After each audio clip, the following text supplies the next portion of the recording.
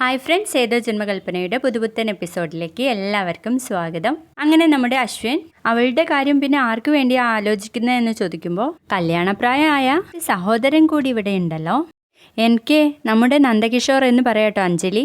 ആകാശിനെയും നിന്നെയും പോലെ അല്ലെങ്കിലും അവനും നമ്മുടെ ബന്ധത്തിൽപ്പെട്ട ചെക്കൻ തന്നെയാണല്ലോ. ശ്രുതിയെ കെട്ടിക്കാൻ അവനെയാണ് ആലോചിക്കുന്നതെന്ന് പറയട്ടോ മുത്തശ്ശി. അത് കേൾക്കുമ്പോഴേക്കും നമ്മുടെ അശ്വിൻ അങ്ങ് ദേഷ്യം പിടിക്കുകയാണേ.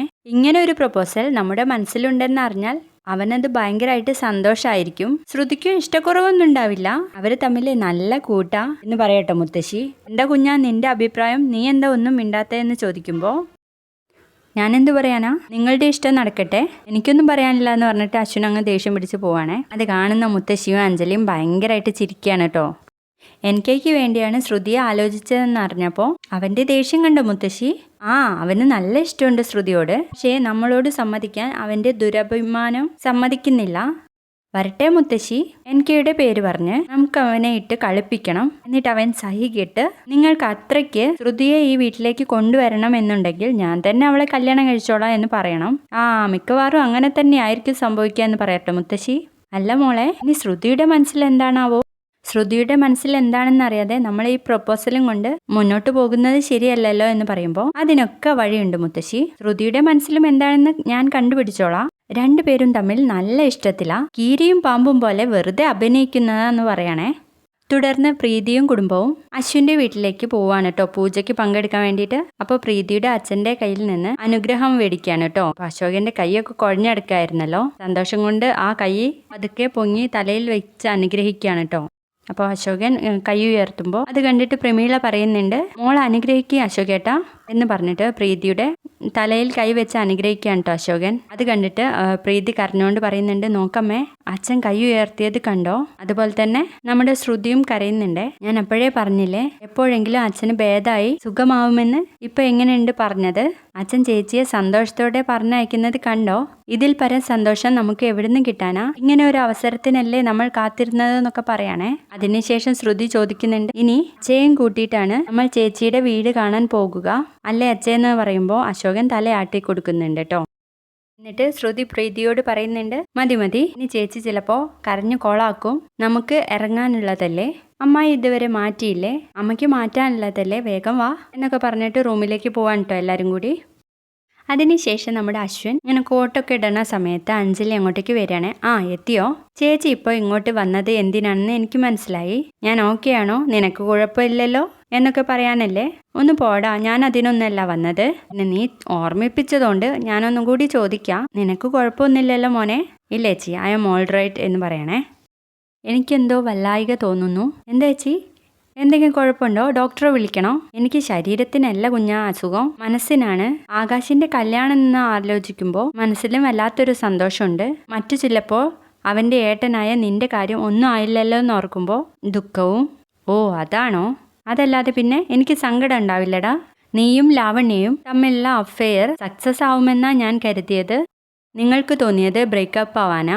അതൊക്കെ ഓരോരുത്തരുടെ കാര്യം. നീ ഇങ്ങനെ ഒറ്റാന്തടിയായിട്ട് നടന്നാൽ മതിയോ മോനെ എന്നൊക്കെ ചോദിക്കാട്ടോ.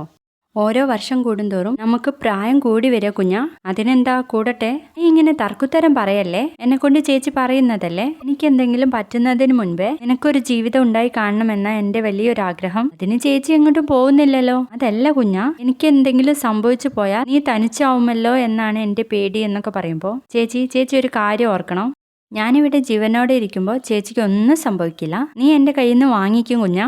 ഞാൻ പറഞ്ഞതിൻ്റെ അർത്ഥം നിനക്ക് മനസ്സിലാവാഞ്ഞിട്ടാണോ അതോ നീ എന്നെ കളിയാക്കുകയാണോ എന്ന് ചോദിക്കുമ്പോൾ എന്ത് വിചാരിച്ചാലും വേണ്ടില്ല, ചേച്ചിക്ക് ഇപ്പോഴൊന്നും ഒന്നും സംഭവിക്കാൻ പോകുന്നില്ല എന്ന് പറയുമ്പോൾ ശ്യാം അങ്ങോട്ടേക്ക് വരികയാണേ. അപ്പോൾ ശ്യാം വന്നിട്ട് അങ്ങനെ ഉറപ്പിക്കാൻ വരട്ടളിയാ, അതിനിപ്പോൾ ഗ്യാരണ്ടി ഒന്നും ഇല്ലല്ലോ എന്ന് പറയുമ്പോൾ അശ്വിന്റെ മുഖം ആകപ്പാടെ അങ്ങ് മാറുകയാണേ. അല്ല, ഇപ്പൊ തന്നെ അഞ്ജലി അളിയനെ വിട്ട് പൂജയ്ക്ക് പോകാൻ പോവല്ലേ?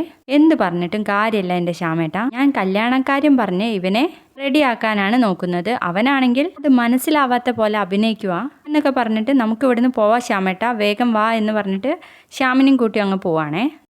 തുടർന്ന് നമ്മുടെ പ്രീതിയും ശ്രുതിയും വീട്ടുകാരൊക്കെ കൂടി അശ്വിന്റെ വീട്ടിലേക്ക് വരികയാണേ. എന്നിട്ട് പ്രീതി അനുഗ്രഹം മേടിക്കുന്നുണ്ട് മുത്തശ്ശിയുടെയും മനോരമയുടെയും. അപ്പൊ മനോരമ പറയുന്നുണ്ട്, എൻ്റെ മൈ ഗോഡ്, എൻ്റെ സ്വപ്നങ്ങളാ ഇവളൊക്കെ കൂടി തകർത്തത്, വാട്ടേ പിറ്റി എന്ന് പറഞ്ഞ് നിൽക്കുകയാണേ. അപ്പോൾ മുത്തശ്ശി ചോദിക്കുന്നുണ്ട് ശ്രുതിയുടെ കയ്യിൽ കുറേ പെട്ടികളൊക്കെ കണ്ടിട്ട്, അല്ല ഇവളുടെ കയ്യിൽ എന്താ, ഇതിൻ്റെയൊക്കെ വല്ല ആവശ്യം ഉണ്ടായിരുന്നോ? അത് പിന്നെ അമ്മേ, ഒരു വിവാഹമാകുമ്പോൾ ഇവിടെ ഉള്ളവർക്ക് എന്തെങ്കിലുമൊക്കെ കൊണ്ടുവരണ്ടേ എന്ന് ചോദിക്കാട്ടോ. ചടങ്ങിന് വേണ്ടി 1-2 സാധനങ്ങൾ കൊണ്ടുവരണം എന്നല്ലാതെ ഇത്രയൊന്നും കൊണ്ടുവരേണ്ടിയിരുന്നില്ല എന്ന് പറയുമ്പോൾ അശ്വിൻ ശ്രുതിയെ ഒരു വല്ലാത്ത നോട്ടം നോക്കുകയാണേ.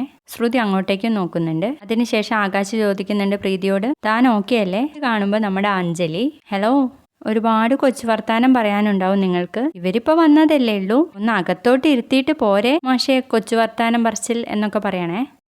അങ്ങനെ ശ്രുതിയൊക്കെ വീട്ടിൽ കയറാൻ നേരത്ത് ആ പെട്ടികളൊക്കെ കൂടി തെന്നി വീഴാൻ വേണ്ടിയിട്ട് പോവാണേ. അപ്പോഴേക്കും എനിക്ക് വന്ന് പിടിക്കുന്നുണ്ട്. ഇറ്റ്സ് ഓക്കെ ശ്രുതിക്കുട്ടി, ഐ വിൽ ഹെൽപ്പ് യു, ഞാൻ മാനേജ് ചെയ്തോളാം, കുറച്ച് പെട്ടികൾ എൻ്റെ അടുത്ത് തന്നോളൂ എന്നൊക്കെ പറയണേ. ശ്രുതിയാണെങ്കിൽ അശ്വിനെ ദേഷ്യം പിടിപ്പിക്കാൻ വേണ്ടിയിട്ട് ശരി നന്ദു ചേട്ടാ എന്ന് പറഞ്ഞ കുറച്ച് പെട്ടികളൊക്കെ നന്ദുവിൻ്റെ കയ്യിൽ കൊടുക്കുകയാണ് കേട്ടോ. എന്നിട്ട് എല്ലാവരെയും വിളിച്ചുകൊണ്ട് പോകുമ്പോൾ എൻകെയെയും ശ്രുതിയെയും നോക്കിക്കൊണ്ട് മുത്തശ്ശി പറയുന്നുണ്ട്, നമ്മൾ പറഞ്ഞത് എന്ത് ശരിയാ, അവർ പോകുന്നത് കണ്ടില്ലേ, എന്ത് നല്ല ജോഡിയാ എന്നൊക്കെ അശ്വിൻ കേൾക്കാൻ വേണ്ടിയിട്ട് പറയണേ. രണ്ടുപേരും നല്ല പെർഫെക്റ്റ് ജോഡികളാ അല്ല കുഞ്ഞ എന്ന് ചോദിക്കുമ്പോൾ ശ്രുതിയുടെ പിന്നാലെ അശ്വിനും പോകുന്നുണ്ടായിരുന്നു. അത് പറഞ്ഞു കേൾക്കുമ്പോൾ അശ്വിൻ തിരിച്ചിങ്ങ് പോരാട്ടോ. അതെ അതെ, രണ്ടുപേരും നല്ല ജോഡികളാ, പോരാത്തതിന് രണ്ടിനും അരക്കിറുക്കാണ്. ഏതായാലും മുത്തശ്ശിയുടെയും ചേച്ചിയുടെയും പ്രൊപ്പോസല് തെറ്റിയിട്ടൊന്നുമില്ല, എനിക്ക് പറ്റിയത് ആ അരക്കിറുക്കിയയാ എന്ന് പറയുമ്പോൾ ശ്രുതി തിരിഞ്ഞു നോക്കുക കേട്ടോ. എന്നിട്ട് അശ്വിന്റെ മുഖത്തേക്ക് ഇങ്ങനെ നോക്കുന്നുണ്ട്. വീണ്ടും ശ്രുതി എൻകെയുടെ പിന്നാലെ പോവാണേ. ഈ പ്രൊപ്പോസലും കൊണ്ട് മുന്നോട്ട് പൊക്കോ എന്ന് പറഞ്ഞിട്ട് അശ്വിൻ അവിടെ നിന്ന് പോവാണേ. അപ്പൊ അഞ്ജലിയും മുത്തശ്ശിയും കൂടെ അവിടെ നിന്ന് ചിരിച്ചിട്ട് പറയുന്നുണ്ട്, അതെ കുഞ്ഞൻ അവളെ കിറുക്കി എന്ന് വിളിച്ചത് അവൾക്ക് തീരെ ഇഷ്ടമായിട്ടില്ല, അവൾ നോക്കിയ നോട്ടം കണ്ടോ നീ?